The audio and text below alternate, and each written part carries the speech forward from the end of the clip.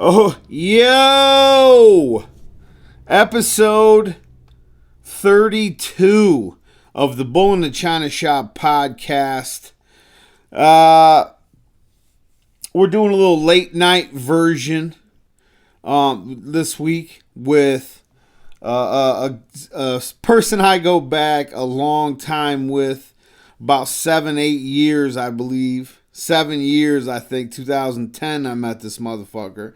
Episode 32 of the Bull-NA-ChinaShop podcast featuring Kev Green, a.k.a. Kev Greco, a.k.a.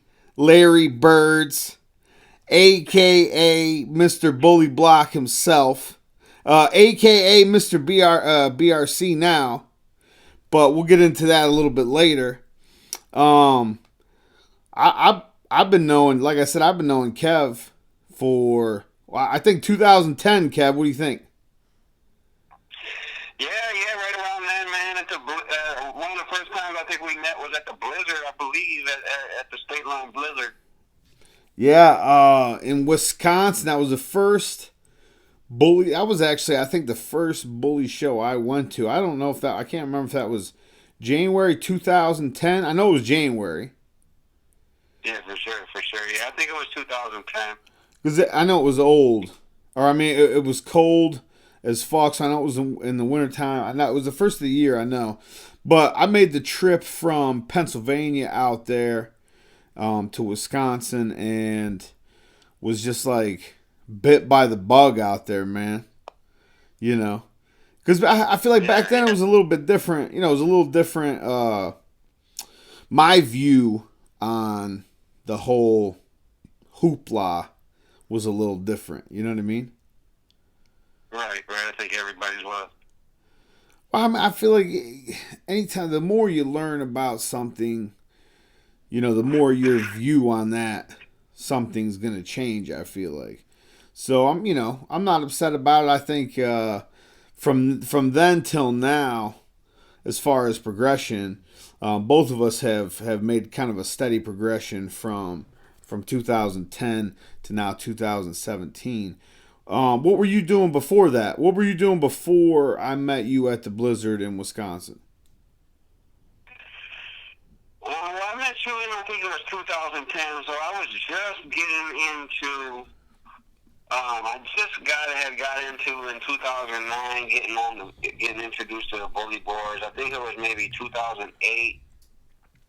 What we have back then, Kev? What we have back then?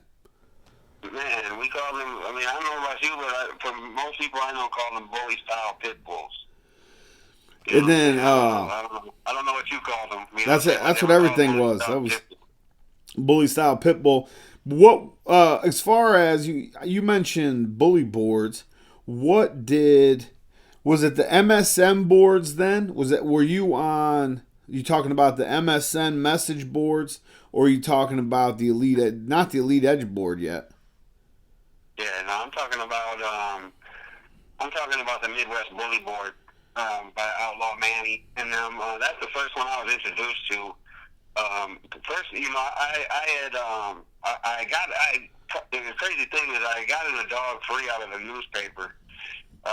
It said dog, you know, free blue pit bull for free, and so I called about it, and they told me that.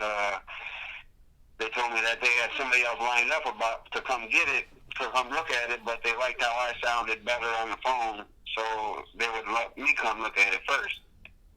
And so, okay.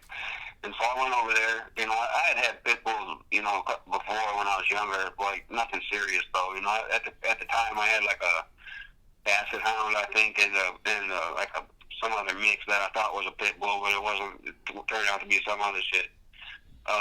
So I went to go see this dog, and my socks were knocked off by this dog, man. I could not believe what it looked like. I thought it was a dog out of a Snoop Dogg video. I couldn't believe I've never seen no dog like that, only except for the Snoop Dogg video. So Right. I was happy, you know. I brought it home. You know, it ended up fucking up all my other dogs. I ended up having to get rid of the other dogs. But I had this badass pit bull, and that's all I knew. It was blue. You know, that's all I ever knew, that blue pit bulls were worth a lot of money. And so I think I it seen came with the videos papers of and that everything. dog. Yeah, his name was Bruiser. And he Yeah. came with papers and everything, and I had no idea what none of that shit meant. Like, I didn't know what none of that shit meant. And so, after a while, my wife was like, I started Googling stuff on those papers, and a lot of stuff comes up. Like, PR means purple ribbon, and back then it kind of was like a big deal for it to be purple ribbon. You were like, oh, really? Like, what does that mean? Kind of looking into it and said, like, oh, I thought it was purple ribbon. Yep. But anyway, so I looked into it, and I started Googling, like, names, and it turns out he was like a grandson of Certified Black Shack. He was like a Black Shack took to a Mr. Gray daughter or something. He turned out to be like some original, like, Gray Line kind of shit or whatever. Right. But I kind of started Googling his pedigree, and other kennels came up. Like, they had, like, litter mates from him or whatever. So I kind of, like, started emailing them and kind of trying to learn a little bit about it or whatever. And then I kind of then there was those free webs. The free webs, they had those, the websites, those free websites everybody had. Top 100s and all that? Yeah.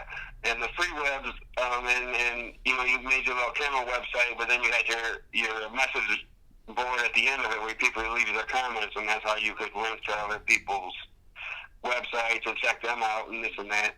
So I met some people like that, and then I ended up getting introduced to the bully board, Midwest Bully Board, and then from then I just was like, I couldn't believe that there was a place where there was a place where everybody could go and post and everybody could see it. You know what I'm saying? I was like, this is awesome. You know what I'm saying? Like, I'm gonna do something. Like, cause I was starting, and then that's when I decided I was gonna try to start a magazine.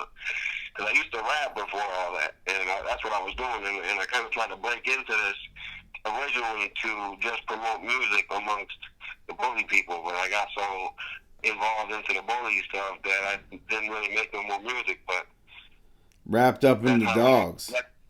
That's how it all came about. I mean, if I didn't get that dog free, you know what I'm saying, it wouldn't be none of this shit. You know what I'm saying? Like, it's crazy how it worked out. You know what I mean? Like, if I never got that dog free, I would have never known nothing about bullies or nothing. You know? I had no idea the background of that dog. Because I remember, people don't. I don't think there's not too many people that were around then when you were stepping in. But I remember seeing these before Keeping It Bully magazine, before any of that, before you were really even stepping in as far as a promoter. See, people with the videos and all this shit and the promotions and all this. You've been doing this since 2011 or 2010. You've been doing that shit for a minute. Right. That Stacking 101 was Ron Ramos from 2010 that everybody watched. 2010. And that, I put that together. People don't even know that. I put that whole thing together. Right. And that's how things went down back then.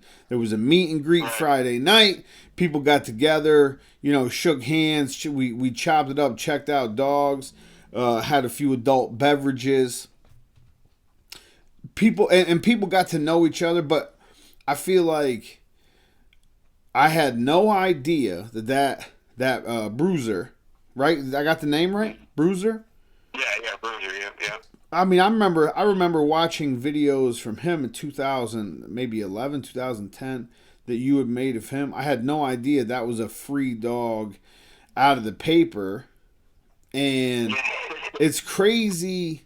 It's crazy that something like that sparked this, what seems to me, I mean, this is going to be a lifelong, if not a lifelong involvement, but a lifelong hobby at the very least. You know what I mean? Something that's going to be with you for life.